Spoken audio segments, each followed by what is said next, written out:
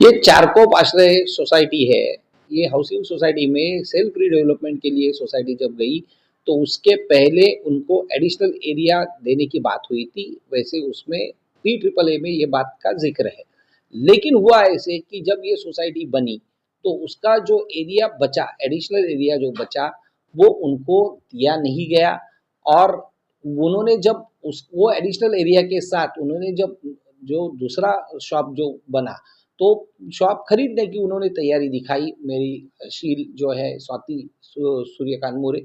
लेकिन ना उनका उनके बारे में कोई भी दखल जो है सोसाइटी ने नहीं ली और दूसरे पक्ष को ये शॉप बेचा।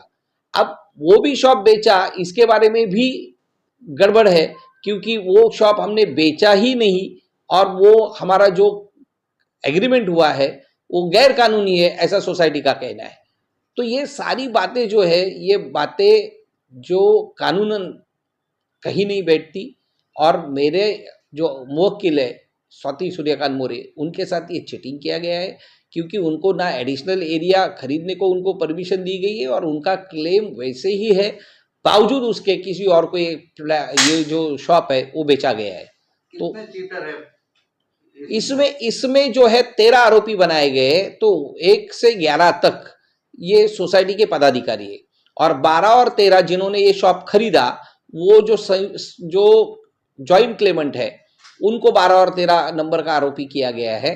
तो क्योंकि हमारा ऐसा कहना है कि जब तक ये सोसाइटी के पदाधिकारी ये दो परचेसर को नहीं मिलते और ये दो परचेसर और ये आपस में हाथ नहीं मिलाते, तब तक ये व्यवहार पूरा नहीं हो सकता। और ये व्यवहार जो पूरा हुआ है वो हमारे परमिशन के बगैर हुआ है। हमारी परमिशन लेने की जरूरत थी, क्योंकि क्या हम ये दावा छोड़ रहे हैं कि ये शॉप हमारा नहीं है? तो ऐसा कुछ हुआ नहीं, हमको सोसाइटी ने पूछा नहीं। तो हमारा ये कहना है, ये 11 पदाधिकारी सोसाइटी के और ये 2 परचेसर, ये 13 जन ने मिलके ये हमारे खिलाफ साजिश रची है। किन सेक्शन के साथ एफआईआर हुई? अब तो ये चीटिंग का मामला है, इसके लिए 420 406 ऑफ आईपीसी है। उसके बावजूद कि हम फोर्जरी का दावा कर रहे हैं कि ये जो कागज बनाए गए हैं उसमें चीटिंग है। हमने ऐसे सुना है कि कुछ पदाधिकारियों ने सोसाइटी के उसके ऊपर साइन किए, किसी की नहीं है। ये तो मामला जो तफ्तीश होगी तब ये मामला बाहर आएगा कि कौन सही है कौन गलत है, 11 में से कौन से पदाधिकारी ने सिग्नेचर किया है, किसी ने नहीं किया है। ये तो पुलिस जब इन्वेस्टिगेशन में आगे चलेगी तब पुलिस के ही ये सामने आएगा, ये रिकॉर्ड पे आएगा। लेकिन इनको क्योंकि ये फोर्जिंग का मामला है तो 465 467 471 आईपीसी जो है ये धाराएं लगेगी। और हमारा ऐसा कहना है कि आरोपी क्रमांक 1 से लेके 11 और फिर 12 और 13 ये इन लोगों ने परचेसर, ये इन लोगों ने हाथ मिलाया है।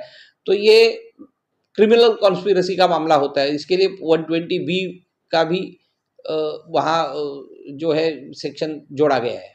जानकारी मिल रही है कि पुलिस एफआईआर नहीं ले रही थी, कोर्ट का दरवाजा खटखटाना पड़ा, उसके बाद ही इस तरह का आदेश दिया गया। बिल्कुल सही है। हमने चारकोप पुलिस स्टेशन में 1 साल पहले ये अर्जी लगाई थी कि हमारी ऐसी ऐसी हमारे ऊपर अन्याय, मेरे वकील के ऊपर ये अन्याय हुआ है। लेकिन चारकोप पुलिस स्टेशन ने कोई दखल अंदाजी नहीं की। फिर हम डीसीपी के ऑफिस में, ये जोन 11 के ऑफिस में हमने हमारा कंप्लेंट दाखिल किया, उसके ऊपर कोई कार्रवाई नहीं हुई। इसके लिए हमको माननीय न्यायालय में जाना पड़ा और माननीय न्यायालय के आदेश के अनुसार ही ये एफआईआर हुआ है। अगर ये न्यायालय का आदेश नहीं होता तो शायद ये एफआईआर नहीं होता। ये बात सत्य है।